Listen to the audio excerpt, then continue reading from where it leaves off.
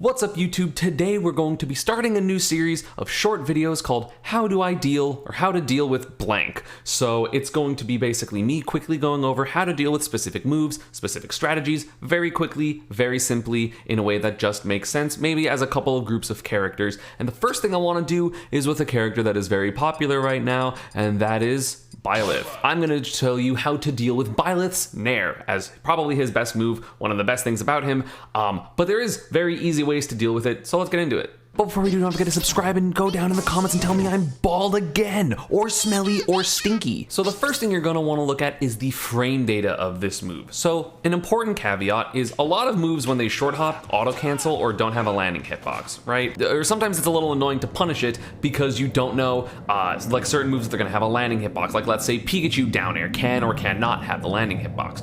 Byleth, if Byleth does a short hop Nair, they always have to get their landing hitbox. It's the same thing with Mithra Nair. So if they do a short hop Nair, they have to get that landing hitbox. And as you can see, based on the little frame data thing, it's -9.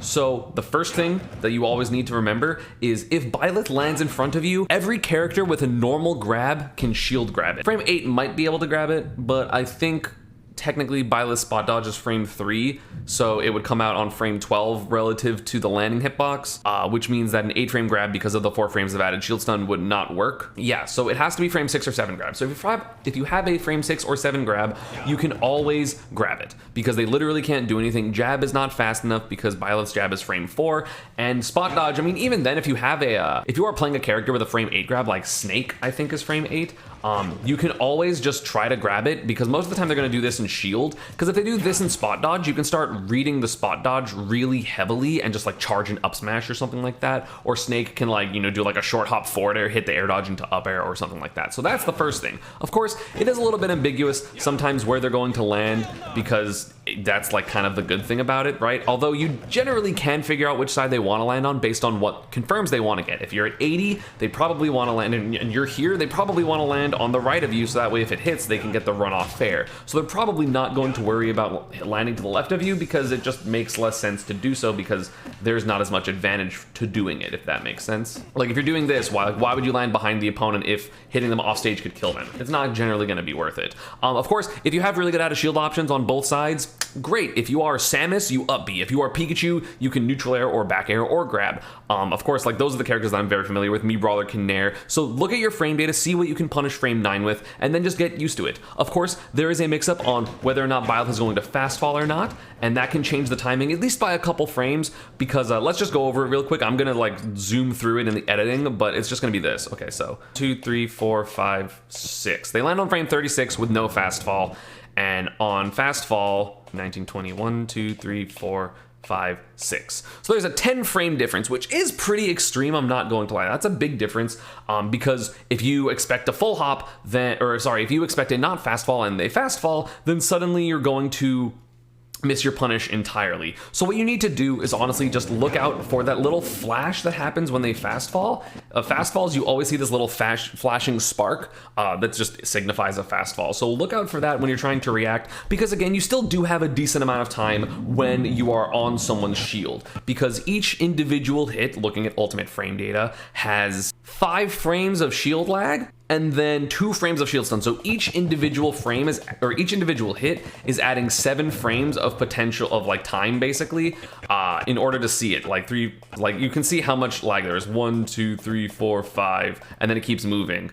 So it's gonna add so I guess shield stun you're not really adding to the time to react, but each hit that's hitting you is adding 5 frames, which means you can way more easily react to whether or not they are fast falling or not. And it's just practice. It's just knowing when you're gonna do this. Of course, the better out of shield options you have, the easier this is. Like Pikachu, I have 2 frames or 3 frames of leeway regardless, even if they want a shield. So that's really helpful for me, obviously. So just in case, make sure that you are paying attention to the fast fall timings. Again, it's easier to see than you think if you just are okay with holding shield. Like it's better, in my opinion, to hold shield and then realize they fast fell and then like try to jump away or like play the next, or like roll backwards and play the next neutral against Byleth, than it is to try to preemptively get your punish and get hit at 80 and then get tech chased and die because you weren't ready to DI it. And speaking of DI, let's talk about when you get hit. So obviously there are two things to Byleth's Nair. You're mostly going to be worrying about the fast fall hit because, as you can see, it doesn't put you into tumble. It's plus 20-ish, apparently, says the ultimate frame data thing, which is very, very good. It allows you to just get comboed for a long time. When you are getting comboed at this percent before it puts you into tumble, there's literally nothing you can do. You can try to SDI the move. Like, I'm going to put SDI max high, but I don't think, as most characters, you can do anything. So high SDI direction up. Yeah, so like Pika is SDIing and it just doesn't matter. So like, and then of course it's on the Byleth to like get which side they're on, right? But that's, you know, it's really good. The thing that you can start doing is when it puts you into tumble. I'm just gonna have Snail Loops off for this demonstration. So for Pika, it's around 66%. This changes with Rage. Keep it in mind, of course. But there's two things you can do. So I'm gonna have Pikachu mashing jump because of what I'm gonna talk about. So there's two different ways that you can DI Byleth's Nair, right? First off, you can DI it up if you are a floaty character, like a floaty-er character, and then just mash jump, because I'm pretty sure Byleth will not be able to get a tech chase if you're worried about, let's say, like Nair run up down tilt up air, right? Like that's something, Leo gets that all the time. He just gets this, and then it works and it kills. However, you saw what Pikachu did right there, right? Pikachu's a little floaty. This is when it starts putting Pika into tumble is around 70%. It's actually closer to 66, so I'll have it exactly there. And if I DI up, I can jump. As Pika, again, that's my character. I will show a couple of different examples, but Pikachu can always jump. Can Byleth still get something off of it? Probably. You still get dash attack, but dash attack is way less of a big punish. Alright, so if you apparently DI up, you can get back aired. Again, that's on the Byleth to react super perfectly, and maybe there are a couple DIs to get out of it, or again, of course, at that percent, sure, it'll work, but when you're at 80, let's say, you're gonna go too far. Oh, I lied. That's really good. Byleth players should do that more, even Leo doesn't do that. But assuming they're just gonna go for the tech chase, which is mostly what they do, because back air is a big commitment, and like it's hard to react for sure. So yeah, the DI up, very good. Now we're gonna talk about DI down, because maybe it'll work for floaties, but I'm not sure. So let's check. So as Pika, I can DI down and tech. Pika's a fairly floaty character, so I'm gonna have him tech. So I'm gonna try my best. Can I get down tilt?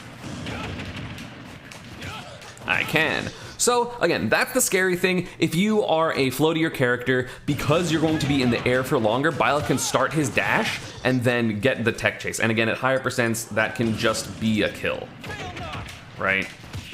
Like that's the good thing. Like that's what you don't want to get hit by. Of course, this becomes a read because Byleth is slow.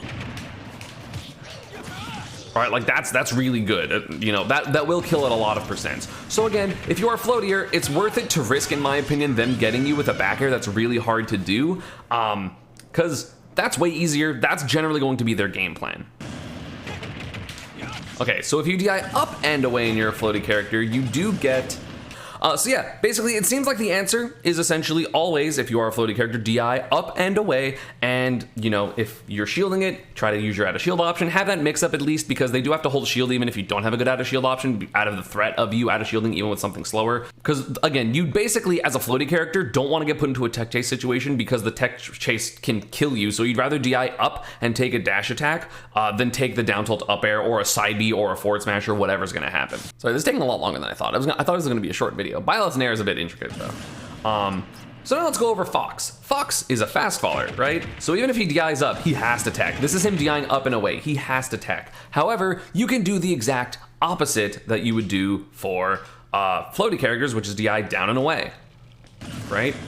So look how quickly he hits the ground. I'm going to try to tech chase him. Ugh. Maybe just away is correct. Yeah, it's okay. So basically, it's a fast tech chase, and it becomes hard to react to the techs because, again, you have to basically guess. So you're going to want to DI down and then give Byleth as little time to guess as possible. It does seem as if you are a fast faller, it's not a super good answer. Yeah, I mean, you can still get the tech chase, but it is harder, of course, because they're at higher percent. And, like, basically, you have to commit right here whether or not you're going to guess tech in and tech away, which is really hard. So then you as the Fox can probably try to, I'm gonna see if I can like even do this and hit tech in. Like, this is just a hard read. If you're doing like a pivot tilt, you can't even do that, so you can't even try to cover both. You just actually have to cover one or the other. And then you're like really far away, so I don't even know if you get anything off of that. Yeah, you still get that, but that's really hard, and you just have to make a straight guess as Byleth, which isn't fun because you want to get your big punishes that are a little bit easier to do tech chases with. Like, I don't even know if you can do like... Can you like... Maybe you can get that. That's really good. I think tech chases are generally underdeveloped. I don't want to give Byleth the idea because I'm trying to help the people against Byleth. But yeah, basically, if you play a floaty character, DI and SDI up and away, add a shield it, and if you play a float or a fast faller, try to DI down and to get to the floor as quick as possible to make Byleth make a tech chasing decision as soon as possible, because more than likely they're not going to get it every time unless you're just getting outplayed, in which case you're going to lose. Alright, and that is how to deal with Byleth Nair. Thank you all for watching. Let me know down in the comments what other moves you want me to do, and I'll see you all next time. Pikachu, busted.